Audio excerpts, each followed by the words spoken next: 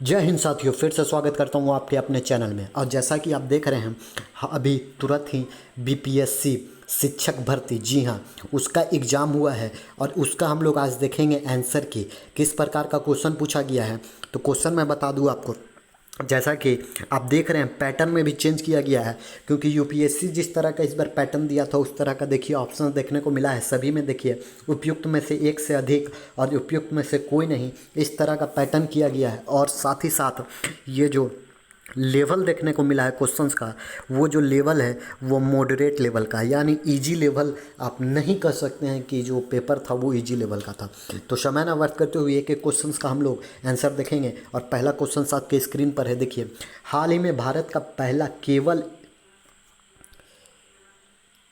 केवल state rail पुल बनाया गया, कहाँ बनाया गया है? तो ये है जम्मू कश्मीर में बनाया गया है। फिर दूसरा क्वेश्चन देखिए, दूसरा क्वेश्चन है भारत का पहला अर्ध चालक सेमीकंडक्टर निर्माण हेतु प्लांट किस राज्य में स्थापित किया गया है? तो आपको पता होगा पहला अर्धचालक सेमीकंडक्टर जो है वो गुजरात में स्थापित किया गया है। तीसरा क्वेश्चन देखिए, तीसरा क्वेश्चन है 1917 में चंपारण सत्याग्रह के दौरान भारत में गांधी के जीवन पर पहले ज्ञात प्रयास के पीछे कौन था? तो पहले ज्ञात प्रयास के पीछे जो था वो था एच एस पोलक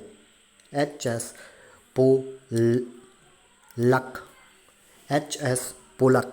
फिर आप देखिए चौथा क्वेश्चन है निम्नलिखित में से कौन सा देश हाल ही में गठित आई टू यू टू ग्रुपिंग का सदस्य है? I2U2 ग्रुपिंग का सदस्य है। तो इसमें देखिए दो सदस्य है, संयुक्त अरब अमीरात और इजराइल। तो ये दो है, यानी इसमें से हो जाएगा उपयुक्त में से एक से अधिक। फिर आप देखिए क्वेश्चन नंबर 5, इसमें है 17 मार्च 2023 को अंतर्राष्ट्रीय आपराधिक न्यायालय, जिसको हम लोग बोलते हैं ICC, ने किसके विरुद्ध गिरफ्तारी वारंट जारी किया है? तो ये जो जारी किया गया था रूस के राष्ट्रपति व्लादिमीर पुतिन के लिए। फिर आप देखिए तृतीय भारत प्रशांत द्वीपीय सहयोग मंच, यानी FIPIC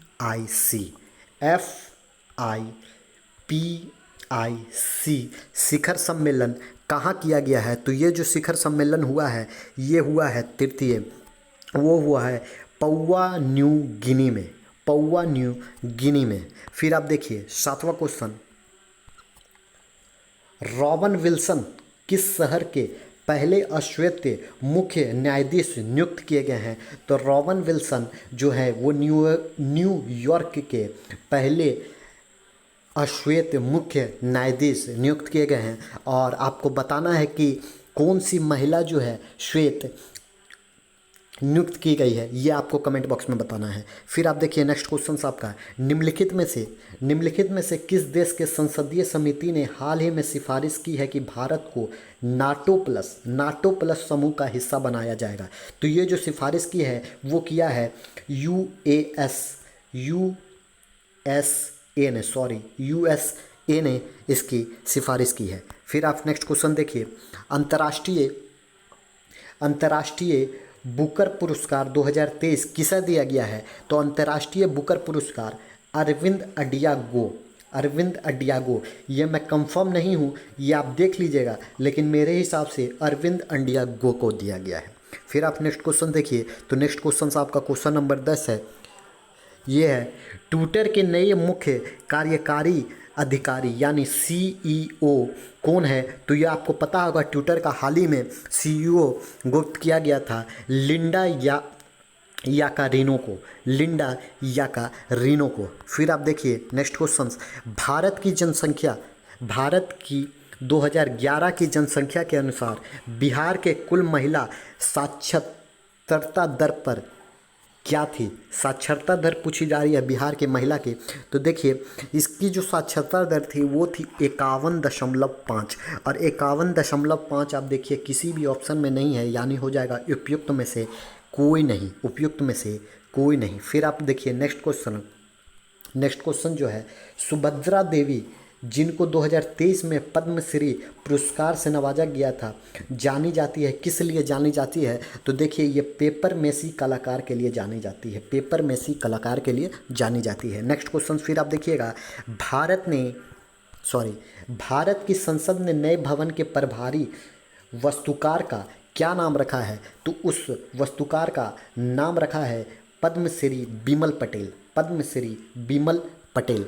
फिर आप नेक्स्ट क्वेश्चन देखिए, क्वेश्चन नंबर 14 में हम लोग आ गए हैं और 14 है देखिए, केवल संविधान सभा के सदस्यों के चुनाव में भाग लेने वाले भारत के वयस्क आबादी पूछी जा रही है, आबादी के मतदाताओं का प्रभावी प्रतिशत क्या था? तो प्रभावी प्रतिशत जो है वो है लगभग 7.5 का, यानी 10 से नीचे, और 10 से नीचे इसमें किसी ऑप्शन में नहीं दिया गया है, तो हो जाएगा उपयुक्त में से कोई नहीं। फिर आप देखिए 15वां क्वेश्चन, किस राज्य ने अप्रैल 2023 में ट्रांसजेंडर समुदाय को ओबीसी का दर्जा दिया है? जी हाँ, ओबीसी का दर्जा दिया गया है, तो वो जो राज्य है वो है एमपी, मध्य प्रदेश का वो राज्य है। फिर देखिए मोहम्मद बिन तुगलक के शासनकाल में भारत आए प्रसिद्ध मुस्लिम खोजकर्ता इब्न बतूता, अब नाम सुने होंगे इब्न बतूता, किस देश के थे? तो इब्न बतूता मोरक्को देश के थे, ऑप्शन नंबर बी। फिर आप देखिए 17वां क्वेश्चन क्या है, भूकंप के संबंध में निम्नलिखित में से कौन सा कथन सत्य है? तो आप देखिए ये कथन दो है, जानवरों के व्यवहार का अध्ययन अस्थायी लोगों द्वारा अपनाई गई भूकंप की भविष्यवाणी के तरीके में से एक था। देखिए पुराने ऐसे होते थे तो ये माना जा सकता है। फिर देखिए धरातल पर उद्गम केंद्र के ऊपर के अस्थायी को अभिकेंद्र कहते हैं, ये भी ठीक है। और पी तरंगे अनुप्रसद्य तरंगे हैं, तो ये भी कहीं ना कहीं ठीक है, यानी उपयुक्त में से एक से अधिक इसका हो जाएगा। फिर आप देखिए 18 नंबर क्वेश्चन, निम्नलिखित में से कौन सा कथन उत्तरी अमेरिका महाद्वीप के लेक सुपीरियर के संबंध से सत्य है? तो ये जो सत्य है ये कनाडा और यूएसए का जो भौगोलिक आप देखिएगा, ये जो सीमा है, ये सीमा जो लगती है यही दिखाना लेक सुपीरियर संबंध इससे रखता है, यानी ऑप्शन नंबर बी। और नेक्स्ट क्वेश्चन देखिए, नेक्स्ट क्वेश्चन 19वां नंबर, 19 में हम लोग आ गए हैं, आकार और माप के समानता के कारण किस ग्रह को पृथ्वी का जुड़वा ग्रह कहा जाता है? तो देखिए आकार और माप के समानता के कारण शुक्र ग्रह को, जी हाँ, शुक्र ग्रह को पृथ्वी की समानता, पृथ्वी का जुड़वा ग्रह माना जाता है।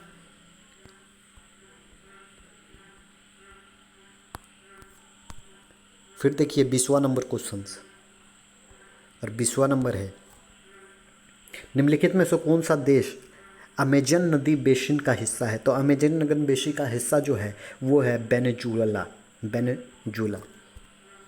फिर अब देखिए नेक्स्ट क्वेश्चन 21 नंबर, निम्नलिखित में से कौन सा विकल्प पृथ्वी की सतह पर शुरू होकर वायुमंडल के परतों पर सही क्रम से सजाना है इसे? तो देखिए पहले आता है अपना क्षोभ मंडल, फिर समताप मंडल, फिर मध्य मंडल, फिर ताप मंडल और फिर ब्रही मंडल। तो ये ऑप्शन नंबर हो जाएगा सी। फिर आप देखिए 22वां नंबर, स्थानांतरणशील कृषि के स्थानीय नाम और संबंधित देश का सही युग्म कीजिए। तो ये जो हो जाएगा ये हो जाएगा आपका लद्दाख मलेशिया। ऐसे में इसमें कंफर्म नहीं हूँ, एक बार आप चेक कर लीजिएगा, लेकिन मेरे हिसाब से लद्दाख मलेशिया होगा। नेक्स्ट क्वेश्चन, यदि ग्रीनविच में दोपहर के 12 बजे हैं तो ग्रीनविच के 30 डिग्री पूर्व में कौन सा समय होगा, क्या समय होगा? तो आपको पता है, देखिए NESW यानी पूरब और पश्चिम, और यहाँ पर पूछ रहा है 30 डिग्री पूरब की तरफ, तो यहाँ पर हम जब भी बढ़ते हैं तो 2 घंटे का अंतराल हो जाता है, और 2 घंटे का अंतराल होता है तो 12 से 2 घंटा यानी 1 और 2, यानी दोपहर का 2 बजेगा, ऑप्शन नंबर सी। फिर देखिए महासागरीय पपट्टी के मुख्य खनिज घटक कौन से हैं? तो महासागरीय पपट्टी के मुख्य खनिज घटक जो हैं वो है सिलिका और मैग्नीशियम, ऑप्शन नंबर ए। फिर देखिए नेक्स्ट क्वेश्चन, निम्नलिखित में से कौन सा म्लीचिंग शब्द का व्याख्या करता है। म्लीचिंग शब्द का कौन सा व्याख्या करता है? तो देखिए, फसलों के बीच खाली जमीन को पुआल जैसे जैविक पदार्थों की परत से ढकना, इसी को हम लोग म्लीचिंग कहते हैं। Option number C. फिर आप देखिए क्वेश्चन नंबर 26, और 26 में देखिए आप, भारत के खनिज तेल पेट्रोलियम उत्पादन क्षेत्र और इसकी अवस्थिति की सही युग्म यानी सही जोड़ आपको बनाना है। तो सही जोड़ देखिए, केसी बेसिन बंगाल की खाड़ी ये भी है, और सुरमा घाटी आसाम की ये भी है, और ये भी गुजरात की। ऐसे है, डाउट हमें, लेकिन इसमें से दो है, यानी उपयुक्त में से एक से अधिक है। छोटा नागपुर क्षेत्र के मुंडा और संथाल निम्नलिखित में से किस पेड़ की पूजा करते हैं? मुंडा और संथाल यहाँ पर जनजाति हैं, तो ये किसकी पूजा करते हैं? तो ये आपको पता होगा, कदम की पेड़ की पूजा करते हैं। फिर देखिए, निम्नलिखित में से किसकी खेती जायद के मौसम में की जाती है? तो ये तीनों की खेती देखिए जायद में की जाती है, आपको पता होगा। एक होता है रबी, एक होता है खरीफ और एक होता है जायद। तो जायद में ये तीनों यानी उपयुक्त में से एक से अधिक। फिर आप नेक्स्ट क्वेश्चन देखिए, निम्नलिखित कथनों में से कौन सा सही है? तो सुभाष चंद्र बोस ने दी इंडियन स्टाइल का लेखन किया था। तो देखिए हाँ, ये बिल्कुल सही है। फिर देखिए, व्यक्तिगत सत्याग्रह में बद्राहत दूसरे सत्याग्रह थे, तो ये गलत है और ये भी गलत है, यानी हो जाएगा ऑप्शन नंबर ए। फिर आप नेक्स्ट क्वेश्चन देखिए, बिहार के किस जनजाति ने कांग्रेस के गया अधिवेशन में भाग लिया था? तो बिहार के उराव जनजाति ने कांग्रेस के अधिवेशन में भाग लिया था। फिर आप नेक्स्ट क्वेश्चन देखिए, निम्नलिखित में से युग्मों में से कौन सा सही सम्मिलित नहीं है? इसमें बताना है कि कौन सा सही नहीं है। तो ये जो सही नहीं है वो मैं भी इसमें कंफर्म नहीं हूँ, तो मैं नहीं बताऊँगा, ये आप खुद देखिएगा। फिर आप 32 नंबर देखिए, 1938 में किसकी अध्यक्षता में राष्ट्रीय योजना समिति की स्थापना की गई थी? तो ये जो थी जवाहरलाल नेहरू की अध्यक्षता में। फिर आप नेक्स्ट क्वेश्चन देखिए, महात्मा गांधी एंड बिहार सम रेमिनिसेंसन पुस्तक की लेखक कौन है? तो ये जो लेखक थे वो थे डॉक्टर राजेंद्र प्रसाद। फिर नेक्स्ट क्वेश्चन देखिए, किस आंदोलन के प्रभाव में आकर बिहार के लोगों ने चौकीदारी कर देने से इनकार कर दिया था? तो सविनय अवज्ञा आंदोलन। फिर वह महिला स्वतंत्रता सेनानी कौन थी जो स्वतंत्रता आंदोलन की वयोवृद्धि महिला के रूप में विख्यात थी? तो वो थी Aruna Asaf Ali. Option number C. फिर आप देखिए नेक्स्ट क्वेश्चन, किस स्थान पर बीजी तिलक ने होम रूल लीग की स्थापना की थी? तो वो जो होम रूल लीग की स्थापना हुई थी वो हुई थी पूना में। Option number C. फिर आप देखिए, हुनकार हिंदी साप्ताहिक पत्रिका के प्रकाशन से कौन संबंधित रहता है? तो ये जो हुनकार हिंदी साप्ताहिक पत्रिका था ये था यमुना कारिजी।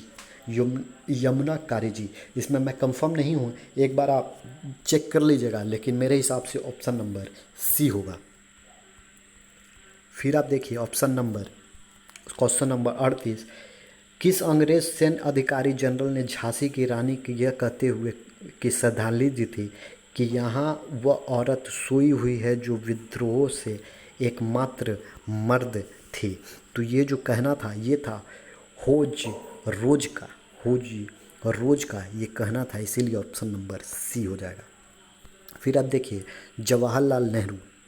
जवाहरलाल नेहरू की अस्थायी सरकार में श्रम मंत्री कौन थे? तो ये जो श्रम मंत्री थे वो थे जगजीवन राम। और 40वां क्वेश्चन जो हम लोग देखेंगे वो था 1918 के किस महीने में चंपारण कृषि कानून यानी चंपारण एग्रीशन एक्ट यूरोपीय नील बागान के स्वामी के विरुद्ध पारित किया गया था? ये जो महीना था वो महीना था नवंबर का। जी ऑप्शन नंबर ए। तो इस सेशन में हम लोग इतना ही करेंगे, फिर आगे देखेंगे 40 से आगे दूसरे सेशन में। फ़िलहाल के लिए इतना ही। जय हिंद।